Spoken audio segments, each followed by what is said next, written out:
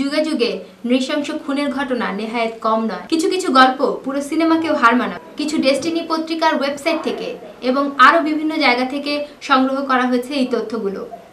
আসুন জেনে নেওয়া যাক কুখ্যাত সেই 5 খুনির ইতিহাস। প্রথমেই বলছি লুইস গার্ভিতো। ইতিহাসের অন্যতম কুখ্যাত এই খুনি। তার প্রমাণিত খুনের ভিকটিম প্রায় 138 জন, কিন্তু সন্দেহ করা হয় সে খুন করেছে কমপক্ষে 400 জনেরও বেশি মানুষকে। খুনের মাঝে অধিকাংশই রয়েছে পথশিশু। 1957 সালের 25শে জানুয়ারি কলম্বিয়াতে জন্ম এই খুনির। এই খুনি 1990 সালে সবচেয়ে বেশি খুন করে। কলম্বিয়ার আইন অনুযায়ী সর্বোচ্চ সাজা প্রায় 30 বছরের কারাদণ্ড দেওয়া হয় তাকে। তাছাড়া সে লাশ শনাক্ত করতে পুলিশকে সাহায্য করায় পরবর্তীতে এই সাজা কমিয়ে 22 বছর করা হয়। এই সাজায় সারা বিশ্বের গণমাধ্যমেই উত্তেজনা ছড়িয়ে পড়ে। জনগণ তার জন্য আলাদা প্রসিকিউশন গঠন করার দাবি জানায়, কিন্তু লাভের লাভ কিছু হয়নি। কলম্বিয়াতে সে লা বেস্তিয়া নামে পরিচিত, যার অর্থ পশু। আমাদের সেই কুখ্যাত খুনির লিস্টের দ্বিতীয়তেই আছেন জ্যাক দ্য রিপার। ইতিহাসের অন্যতম ভয়ঙ্কর খুনি এই জ্যাক দ্য রিপারকে বলা হতো সিরিয়াল কিলার। 1888 সাল থেকে 1891 সাল পর্যন্ত লন্ডনের হোয়াইট চ্যাপেলের আশেপাশে জুড়ে সর্বমোট 11টি খুনের মামলায় তোলপাড় করে ফেলে দিয়েছিল এই serial killer Jack the Ripper. তার কোনো ছবি তো দূরে থাক, জ্যাক দ্য রিপার নামে কোনো লোক ছিল কিনা কখনো, এ সম্পর্কেও এখনো কোনো সত্য তথ্য পাওয়া যায়নি। এই খুনগুলো যখন লন্ডন জুড়ে আলোচনা সমালোচনা আর আতঙ্কের ঝড় বইয়ে দিল, ঠিক তখনই এসব খুনের দায় দায়িত্ব স্বীকার করে নিয়ে জ্যাক দ্য রিপারের স্বাক্ষরযুক্ত একটি চিঠি পাঠানো হয়েছিল লন্ডনের সেন্ট্রাল নিউজ এজেন্সির হাতে। মূলত এরপর থেকেই মিডিয়ার কাছে ব্যাপক পরিচিতি পায় এই জ্যাক দ্য রিপার।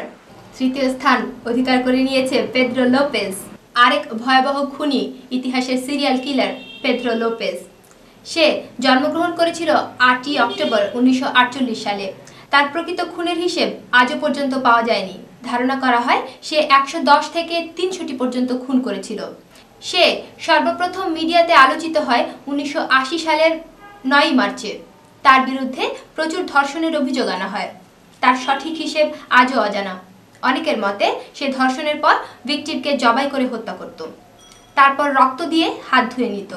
সর্বপ্রথম তাকে মিডিয়াতে নিয়ে আসেন রন লাইটনার নামের একজন ফ্রিল্যান্সার। শিকাগোর একটি স্থানীয় পত্রিকায় সর্বপ্রথম তার সাক্ষাৎকার রচিত হয়। সেই দিনটি ছিল 13ই জুলাই 1980 খ্রিস্টাব্দ। পুলিশ তাকে গ্রেপ্তার করে। পরবর্তীতে তার 16 বছরের কারাদণ্ড হয়। জেলখানায় ভালো ব্যবহারের কারণে 2 বছর তার সাজা মওকুফ করা হয়। চতুর্থ স্থানে রয়েছে রিচার্ড ট্রেন্টন সেজ। এই আমেরিকান সিরিয়াল কিলারের জন্ম হয় 1950 সালে।